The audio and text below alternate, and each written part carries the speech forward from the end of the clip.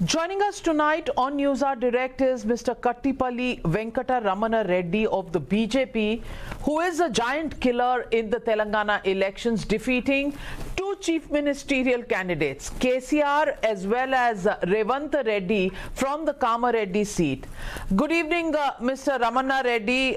Question is, you have defeated both the veteran bigwigs in Telangana, but you did win this very comprehensively.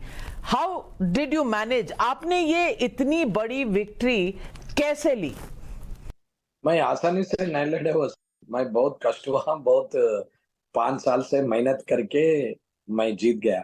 एक दिन का, 1 महीने का, 2 महीने का टिकट मिलने के बाद टिकट मिलते बोल के ऐसा नहीं करा। मैं 5 साल से 24/7 आई सर्विस टू पब्लिक। मैं आम जनता के साथ में हूँ। जो भी प्रॉब्लम है, जो भी समस्या है, सब मैं जनता के लिए काम करता था। एक दिन भी कॉन्स्टिट्यूंसी छोड़ के बाहर नहीं गया।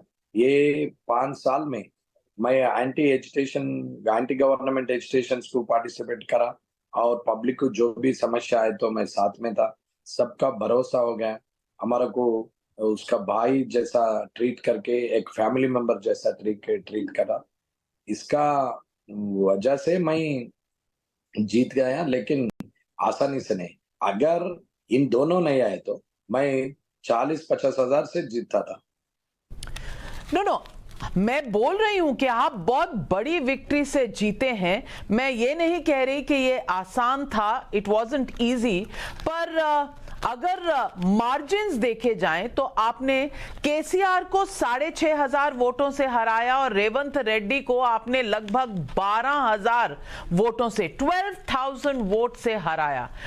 इतने बड़े मार्जिन का कारण क्या रहा? What was the reason? और असेंबली कॉन्स्टिट्यूएंसी में इतने बड़े मार्जिन्स कम देखे जाते हैं, और खास करके बीजेपी के लिए बीआरएस के चीफ मिनिस्टर कैंडिडेट और कांग्रेस के चीफ मिनिस्टर कैंडिडेट को हराना इतना आसान था क्या? कामारेड्डी की जनता ने हमारा बात को मान लिया। जो भी मैं बोले तो वो सही बोलता हूँ। जो भी काम है, जो भी प्रॉब्लम्स है, मैं सॉल्व करने के लिए रेडी रहता। जहां समस्या है वो ढूंढ के मैं निकाल के वो समस्या को सॉल्यूशन बताता था।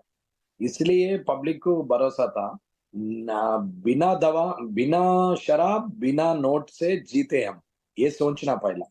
ये राजनीति में, पॉलिटिकल में ये शराब नोटा ज्यादा काम करते बोल के सब लोग सोच रहे थे, specially in Telangana, specially in combined Andhra प्रदेश।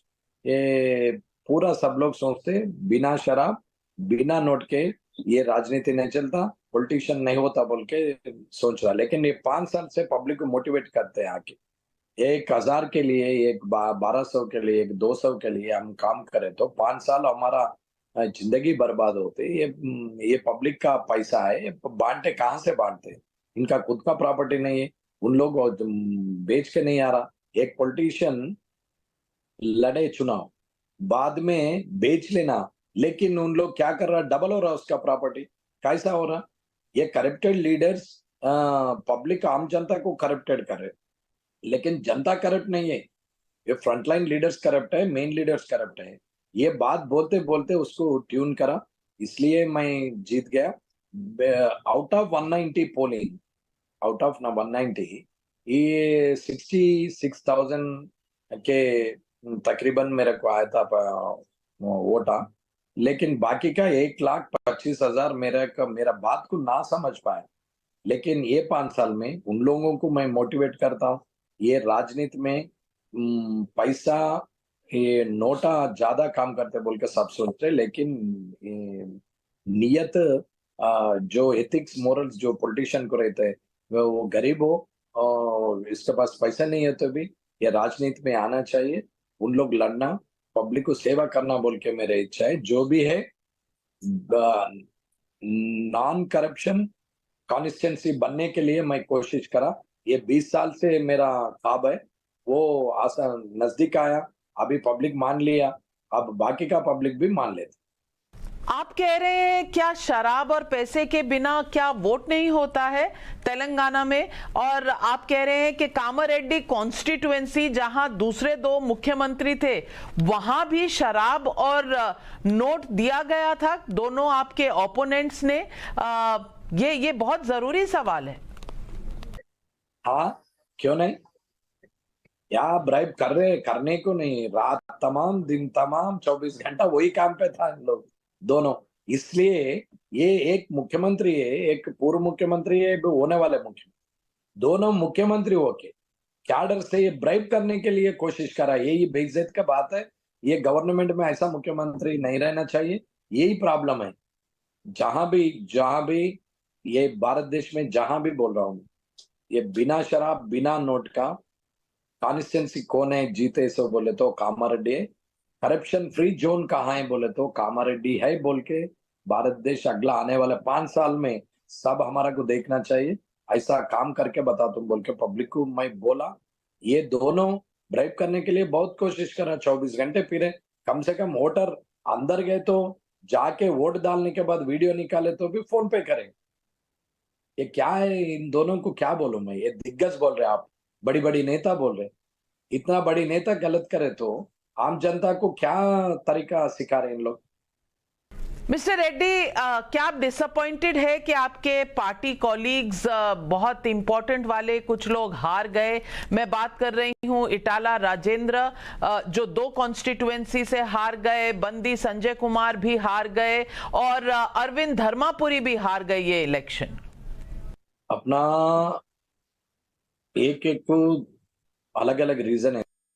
एक तो इटाला राजेंद्र साहब 2 जगह में लड़े हुए, फिर स्टार कैंपेनर है, समय नहीं दे पाएगा, नहीं तो उन्हें नहीं हरता था, उन लोग जीतता था।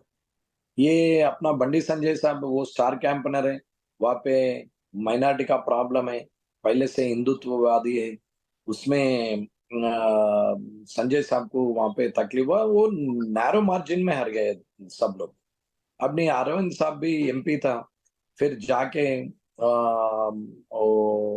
उन्हें कोरुटला में कॉन्टेस्ट करा, वहां पे भी छोटा सा मार्जिन में हार गया। लेकिन एक एक का हारने में जीतने में क्या है, इक्वेशंस अलग अलग रहते हैं। एक जीतने में सब इक्वेशन रहते हैं, एक हारने में सब इक्वेशन रहते हैं। हमारा जीत में हमारा अकेला बात नहीं है। मोदी जी साहब का मीटिंग भी एक पल है, कार्यकर्ताओं का सिंसियरिटी है, पब्लिक का ट्रस्ट है, मेरा मेहनत है, ऐसा पूरा मिलके जीत गया। अगर हार गए, मैं खुद हार गए तो हमारा कहाँ गलत करे, उसमें क्या है बोल के मैं देखता था। फिर भी हर दिन शुरुआत में एक दिन पीछे हटके मैं सोचता था कल क्या करा, आज क्या करना, कल कुछ गलत किया क्या, वो आज रेक्टिफाई करने का, नहीं सही है तो आगे में क्या करना बोल के ऐसा सोच के एक एक कदम यहाँ तक लाया। अब भगवान भी कृपा है, टाइम भी साथ देना, वो साथ में हम जीत गए। वो बिग वार्स है, दिग्गज के बीच में नहीं आया, हमारा जगह में दिग्गज आके कॉन्टेस्ट करा।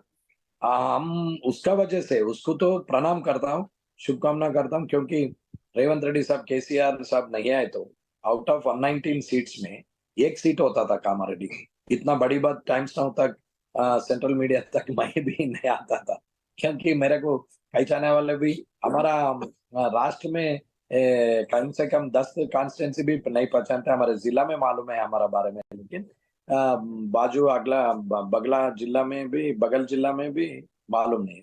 अभी एकदम ऐसा नेशनल मीडिया भी हमारा इंटरव्यू के लिए फोन कर रहा बोले तो ये मेरे खुद किस्मत है, भगवान की इच्छा है, मोदी जी साहब का आशीर्वाद है, किशन रेड्डी साहब का साथदार है, सबसे बड़ा अपना कार्यकर्ताओं का मेहनत है।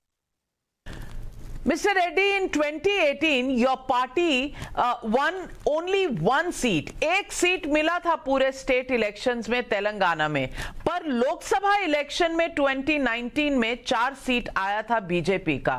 और जब जीएचएमसी इलेक्शंस हुए थे हैदराबाद में, greater Hyderabad municipal corporation elections, तो पार्टी का बहुत अच्छा परफॉर्मेंस है। इस बार जब 8 सीटें मिली हैं बीजेपी को, 8 सीट्स इन तेलंगाना, आपको क्या लग रहा है 2024 में कितनी सीट मिलेगी बीजेपी को? 10 के ऊपर आता है। अब ये चैलेंज है। मैं आपसे, आप याद रख लो, फिर भी उस दिन के बाद हमारे से बात करें तो 10 के ऊपर ही बताते, क्योंकि ये जीत यहाँ पे आदिलाबाद, जहीराबाद, करीमनगर, निजामाबाद और ये वारंगल और सिकंदराबाद, ये पूरा सीट आने का है वारंगल तक। जितना 17 आउट ऑफ 17 एमपी सीट्स में अभी 10 सीट के ऊपर आता है। मोदी जी का फ्लेवर है, मोदी जी का वादा है, उसमें ट्रस्ट कर रहा सब लोग। लोकल पार्टी अभी ये एंटी इनकम्बेंसी हम कैच नहीं करा, लेकिन सेंट्रल गवर्नमेंट में ये पूरा टर्न होते, क्योंकि मेरा कॉन्स्टिट्यूंस में एक बात बोलता हूँ। 2018 में मेरे को 15,940 तकरीबन 16,000 के अंदर ही आया मेरे 15,900 ऐसा। ये MP after 4 months MP election में 35,000 आया था।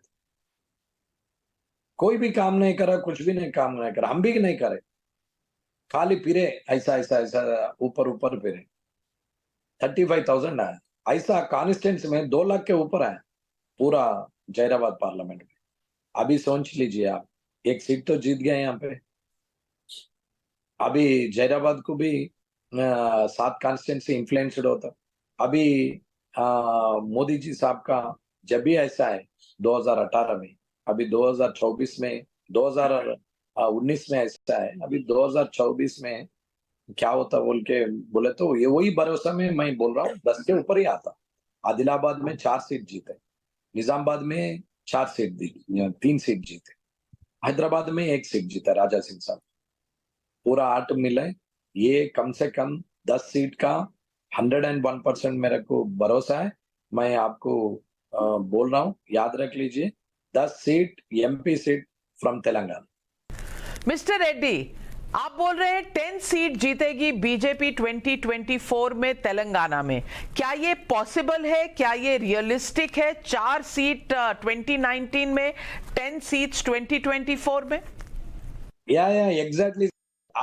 I promise you, and again I challenge you. It will be comes 10 above, not 10 less than 10. 9 भी नहीं है, मैं 10 के ऊपर ही बोल रहा हूँ। 10 is the border. Mr. Venkata Ramanna Reddy, thank you very much for joining me on the News Hour and congratulations एक बार फिर से आपको बहुत बड़ी विक्ट्री के लिए और 2 चीफ मिनिस्टीरियल कैंडिडेट्स को हराने के लिए। Thank you.